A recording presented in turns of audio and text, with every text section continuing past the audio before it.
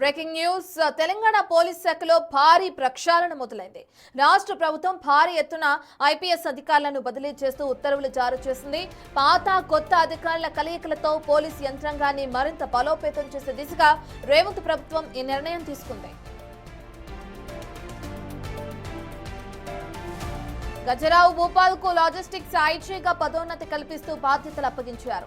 Vigilance డీఐజీగా అభిషేక్ మహంతిని, counter intelligence cell డీఐజీగా ఆర్ భాస్కర్ ను నియమించారు. ఇక ప్రభుత్వం ప్రతిష్టాత్మకంగా భావిస్తున్న ఫ్యూచర్ సిటీ అడిషనల్ సిపిగా చందన దీప్తికి కీలక బాధ్యతలు దక్కాయి. ఇక కమిషనరేట్ల విషయానికి వస్తే సైబరాబాద్ డీసీపీ అడ్మిన్ గా అన్నపూర్ణను, హైదరాబాద్ ట్రాఫిక్ 3 డీసీపీగా రాహుల్ హెగ్డేను నియమించారు. అపూర్వరావుకు ఇంటెలిజెన్స్ ఎస్పీగా, వెంకటేశ్వర్లు సిఐడి ఎస్పీగా బాధ్యతలు కేటాయించారు. క్రైమ్స్ విభాగంపై ప్రత్యేక దృష్టి పెట్టిన ప్రభుత్వం క్రైమ్స్ డీసీపీగా చైతన్య కుమార్ను నియమించింది.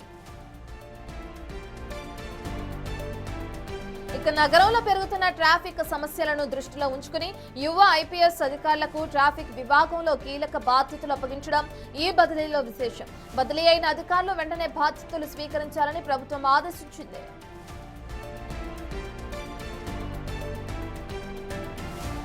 తెలంగాణ పోలీస్ శాఖలో ఇప్పటికే ఏదైతే ఐపీఎస్ అధికారులకి తగినంత బదిలీలు చేస్తూ ఉత్తర్వులు ఇచ్చడం కూడా చూస్తున్నాం ప్రభుత్వం.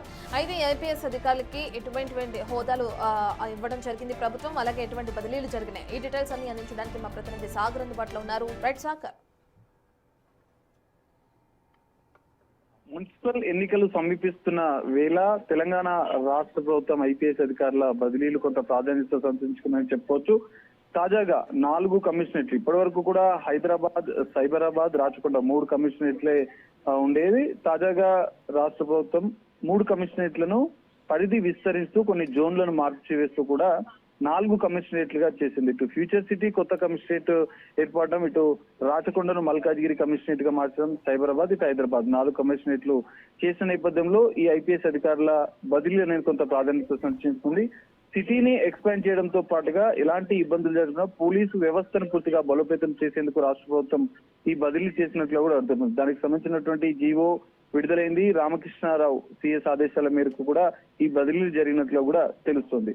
అయితే ఇక్కడ కీలకంగా ఇటు గజరావు భూపాల్ లాజిస్టిక్ ఐజీగా, విజిలెన్స్ డిఐజీగా అభిషేక్ మహంతి, ఇంటెలిజెన్స్ డిఐజీగా R Bhaskar, future city additional సిపిగా చందన దీప్తి, గతంలో నార్త్ జోన్ తో పాటుగా రైల్వే ఎస్పీగా పనిచేసినటువంటి చందన దీప్తికి ఫ్యూచర్ సిటీ కొత్త కమిషనరేట్ లో అడిషనల్ సిపిగా అవకాశం లభించింది. అక్కడ బదిలీ చేసిన పరిస్థితి. సైబరాబాద్ డీసీపీగా అన్నపూర్ణ, ట్రాఫిక్ డీసీపీగా రాహుల్ హెగ్డే ఇప్పటికే హైదరాబాద్ లో ట్రాఫిక్ విభాగంలోని డీసీగా పనిచేస్తున్నారు. ట్రాఫిక్ విభాగం 3వ విభాగానికి అతను రాహుల్ హెగ్డేని బదిలీ చేశారు. ఇటు సిఐడి ఎస్పీగా ఆర్ వెంకటేశ్వర్లు, హైదరాబాద్ క్రైమ్ డీసీపీగా చైతన్య కుమార్, ట్రాఫిక్ డీసీపీ 1 గా అవినాష్ కుమార్, ఇంటెలిజెన్స్ ఎస్పీగా అపూర్వరావు, విజిలెన్స్ ఎస్పీగా బాలస్వామి, వీరందరినీ కూడా మొత్తం 20 మంది ఐపీఎస్ అధికారులను బదిలీ చేశారు. అందులో 5 మంది ఐపీఎస్ క్యాడర్, నాన్ క్యాడర్ మిగతా 5 మంది నాన్ క్యాడర్ ఐపీఎస్ అధికారులను కూడా వివిధ కీలక శాఖలకు బదిలీ చేసినట్లు కూడా తెలుస్తుంది. అయితే తాజాగా సీనియర్ ఐపీఎస్ అధికారుల బదిలీలు జరిగాయి. అనంతరం కూడా ఈ